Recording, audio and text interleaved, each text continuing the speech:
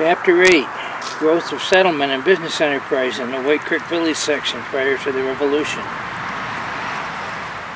It would be difficult, if not well-nigh impossible, to list in the chronological order of their coming the families that followed soon after John Allen.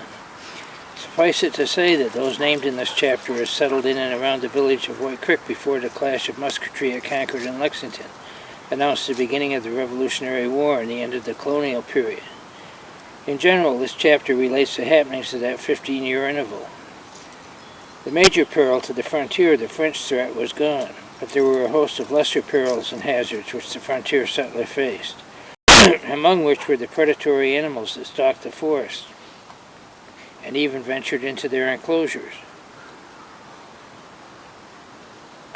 The outlaw and mobster elements within their own population, and the vague feeling arising from having lived so long in a state of war that hostilities for one reason or another might break forth anew. With an eye to their safety should some new peril arise, they joined hands and built a blockhouse for their mutual defense. This stood on John Allen's land on the high ground in the field across from the present home of Enoch Tollison. It was similar to the hundreds of other heavily timbered structures designed for military defense of frontier villages, about 20 feet square at the base, with the upper portion projecting over the lower, in order to enable its defenders to fire downward and in all directions. It was made of hewn timbers more than a foot thick, set one atop the other, and dovetailed at the corners. Its walls were loopholed and pierced for musketry. During this period, what they considered the White Creek Village, Little White Creek community, was less compact and more sprawling than it is today, and included the three corners, now called Barker's Corners, from thence to the village, including the places on the Quaker Meeting House Road, as well as the street. It was the chief village of the town then, a distinction that was later to belong to Cambridge or North White Creek.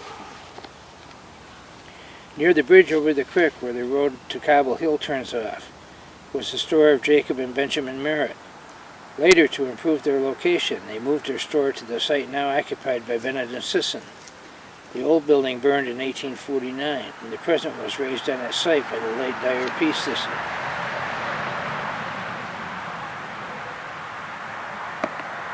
From this location, the Merritts did an enormous volume of business for those times, said to have exceeded $50,000 trade a year, part of which came to them from Vermont. They were factors for the wheat farmers, arranged the sale of their wheat at the Troy warehouses, and after the wheat was hauled with the proceeds of its sale, the farmers returned to trade no small part of it at this White Creek store.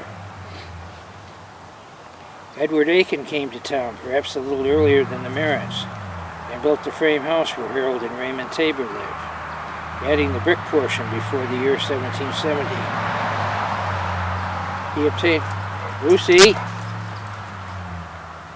He obtained water power privileges and built the grist mill which stood on the corner, opposite the present dwelling of Robert Maston. The mill pond was behind the dwellings on the opposite side of the street, and a wooden trough carried the water over the highway to turn the overshot water wheel, as pictured in J. Jeffrey Jones' sketch elsewhere in this book. Edward Aiken subsequently sold this mill to Paul Cornell, Dr. William Richard, and Garner Wilkinson, who operated it for a time as a Washington Company sheeting mill. It has been by turns a grist mill, cotton mill, flax mill, woolen mill, and lastly a paint factory.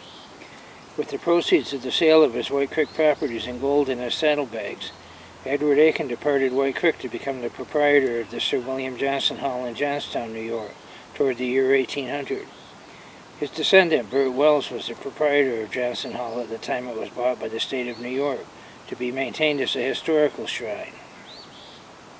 Stephen Kellogg was operating a flax mill before the year 1775. He later built and lived in the house where Mr. and Mrs. Peabody now reside. The mill pond was a few rods east of the present Byers Feed Store, and the flax mill next to the pond. Joseph Dorr came from Connecticut in 1778 and worked in this mill, and it was he who set up the fulling and carding works for Mr. Kellogg. The whetstone used there for breaking flax is still doing duty as the doorstep of Alfred Bennett's home. Comfort Curtis was a skilled cabinet maker as well as a coach and body craftsman. The writer has not been able to determine if his shop was located in the village or near his home, the site of which was just south of the present Curtis Spring on the Chestnut Woods Road. At the latter site, by the side of the foundation of a former building and embedded in the ground, is some of the ironwork of a stagecoach, discovered there by the writer and his son last fall. The Seth Chase Tavern of pre-revolutionary days is the present home of Mr. and Mrs. Donald George. Originally, the road that now ends at this house continued east until it intersected the state line road on the east bounds of the town. Robert and Noah Wilcox built the house, which was until recently the home of Forrest Lake and his son James. Robert operated a trip hammer mill here for the manufacture of cut nails, scythe, and agricultural implements. The site of this mill was just east of the homestead by the bank of the creek opposite the upper bridge, and may with care be detected today. The village had its ashery where good hardwood ashes had a standing value, sometimes as much as $1 a bushel, the ashes being converted by leaching into pearl of potash and lye. Lye was an essential ingredient in soap making. J. and B. Merritt, the merchants, accepted ashes at current value in payment of merchandise. And last in this list, but among the first in importance to the early settlers, was the lime kiln of Ebenezer Dunnels, pronounced Dunnels, situated just under Notch Mountain on the south side. Viewed today in its ruined condition, it is impressive and picturesque, and one marvels at the ingenuity of its builder, and puzzles over the problems he must have faced in raising this immense structure of rough fieldstone, some of which are several feet in girth, ton in weight, to a height of 20 feet. The product of Ebenezer Dunnels' lime kiln is incorporated in the plastered walls, fireplaces, chimneys, and foundation structures of most of the White Creek houses that were built before the war between the states. The plaster made from it clings to the old split lath in these homes with grim determination, as anyone who has had to remove any quantity of it will admit. Dunnels' source of limestone was the mountain behind his home, where the rock was quarried and skidded down to the kiln. The Dunnels were also machinists, and by the side of their mountain home it impounded a small stream, fed by a perennial spring that gushed from the hillside to power a water wheel. Here they installed a trip hammer, and their genius for contriving and making things found expression. One of the Dunnell boys is said to have invented a dump rake, in all respects similar to those which later were manufactured by the thousands, and used on farms throughout the United States. At the White Creek Centennial in 1916, Kenneth Potter exhibited a flintlock musket which belonged to William Dunnels. A dent in the ground and the stonework of the mill site and kiln are all that mark this site today. Isaac and John Wood, brothers from New Bedford, Massachusetts, had their homes within a few rods of each other on the farm now belonging to James McCart. The site of John Wood's home was marked by a shield of the New York State Education Department, commemorating the invention of the moldboard plow by John's son Jethro. Isaac Wood's home is a large house in which James McCart and his family reside, and was built about 1808, possibly on the site of his earlier home. A granddaughter of Isaac Wood married Stephen Barker, and the property passed into the possession of the Barker family. Both families were Quakers. By 1770, there were enough settlers in White Creek of the Quaker persuasion to warrant the formation of a Friends meeting known as the White Creek Preparative Meeting. These early meetings were at Isaac Wood's home, with his brother John as a meeting clerk. In 1784-85, the meeting house was completed on land leased to Friends by Edward Aiken at the foot of Quaker Hill. The rent was to be 1 peppercorn per year. By 1804, the meeting house had proved to be too small, so rapidly had the Quaker community increased in numbers. In that year, the structure was remodeled or rebuilt, but still with those simple lines in accordance to custom. It was a 2-story building, 25 by 28 feet, and stood on the site of the earlier meeting house. Its cost to the Quakers was about $1,000. In 1875, the building was burned, was not rebuilt, and the Quakers were amalgamated with the Methodists and other White Creek churches. Across from the Red Schoolhouse and adjacent to the home of Mr. and Mrs. Ralph McCart is a church site marked by New York State Education Department shield which reads, "A log church which stood here was burned by the British during the Battle of Walloomsac, August 16, 1777. Although this historical marker does not so state, this was a Baptist church, the site of the original church of Elder Waite, who was later to form the Baptist Church at Waite's Corners.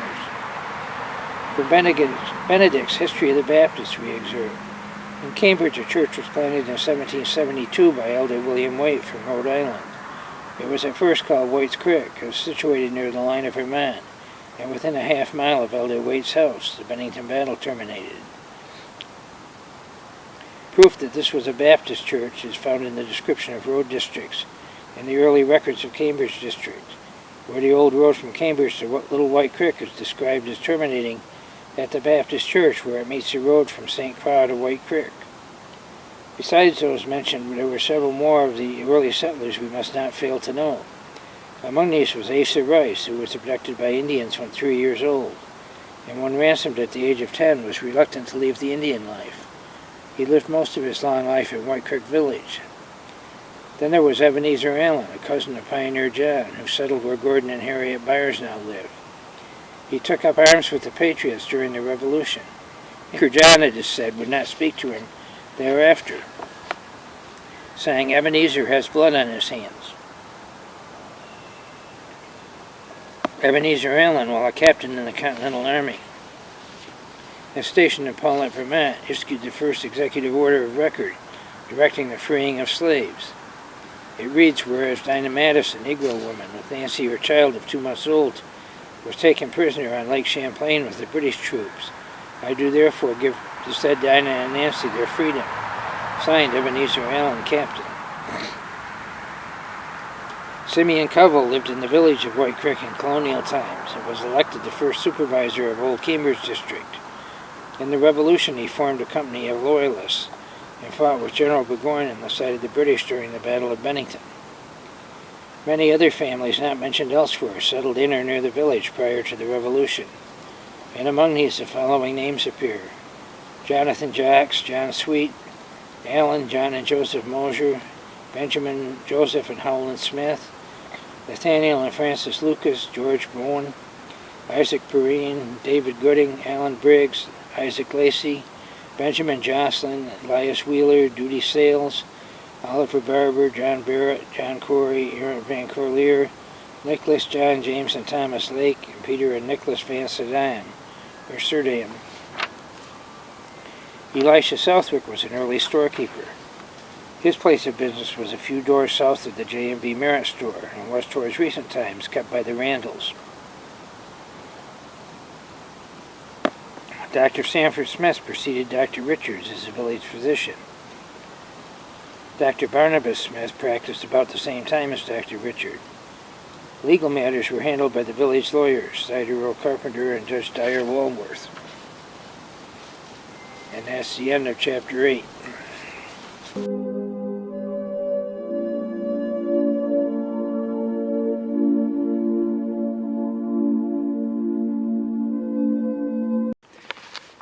I'll take a few minutes here and make some comments and corrections on some of this. On page 70, most little hamlets and villages had a fortified house or a blockhouse where people could flee to when a place was raided. White Creek was no different. There's no trace of ours left here. It would be on the road leading from the hamlet towards the Vermont line. There's one down in Stillwater that's been rebuilt to approximately what ours would have looked like, only maybe a little bigger. It's right on the river along in Stillwater. Merritt Store became Bennett and Sisson's. It burned and was rebuilt after 1849, as was said there. But it burned again in my lifetime. I'm not sure I remember what year it burned, but no trace of it remains. But it was located where the little brown house is, just up the road a little towards Vermont from the firehouse.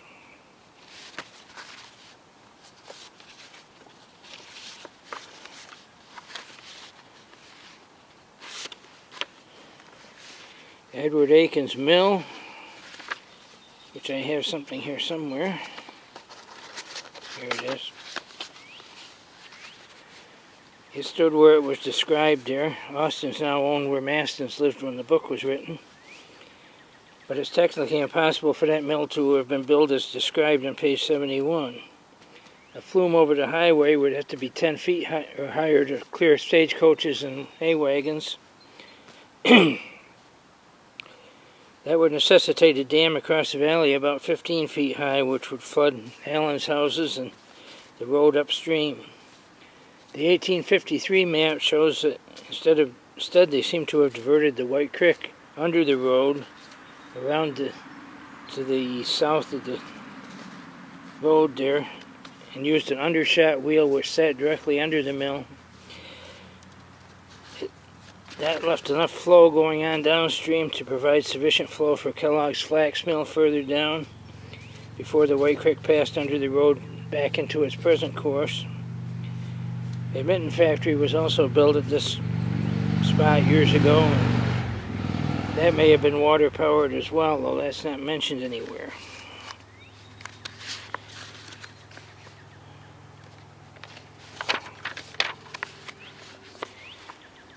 Comfort Curtis fought on the British side in the Battle of Bennington. Repented afterwards and lived out the rest of his life quietly in White Creek, making coaches and things like that. He lived up the Chestnut Hills Road. The Seth Chase Tavern on Cobble Hill Road is now owned by Mr. Perry. Robert and Noah Wilcox's place is still there. It's owned by Sophie the artist. The Ashery was just to the north of that, northeast. It was owned by Simeon Covell before the Revolution. Simeon is also fought on the wrong side and fled to Canada. Donald's Lime Kiln is further north, and that's described in full in 2 earlier videos I did, which are on this site. That's quite complicated, and it wasn't the way it was presented in the book so much. You can look at one of them if you're interested. Isaac and John Wood. John Wood was a Quaker. Both Woods were Quakers. John Wood held a meeting for officers of the 18th New York militia, which didn't really ever seem to exist, but that's a mystery too, but they were, most of the people listed in the 18th were in the 16th. John Wood was wanted by the Committee for Detecting and Defeating Conspiracies for much of the war. Was eventually cleared. Most of the Woods moved on to Cayuga County after the war. The log church.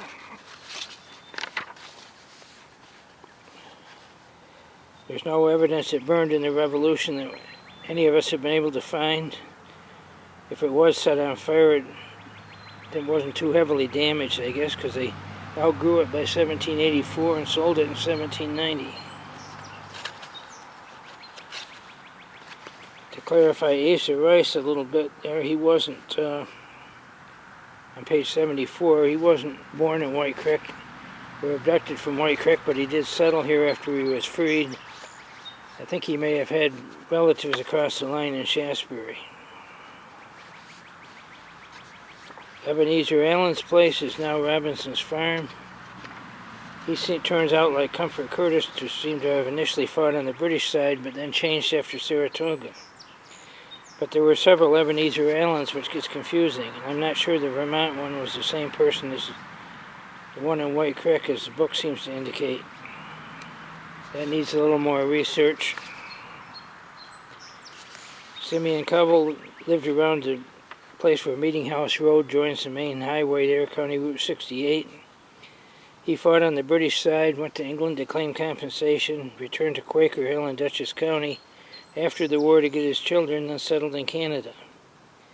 Most of the Lakes likewise took the British side and went to Canada, but not all. There was one part of the family that stayed here and fought on the other side. And you see a whole lot of families mentioned here. They all have their own histories. There was one judge that wasn't mentioned in the last paragraph of page 75, which was one of the Woods. But he moved on to Cayuga County, so that's probably why he got left out. And that's about it for that chapter.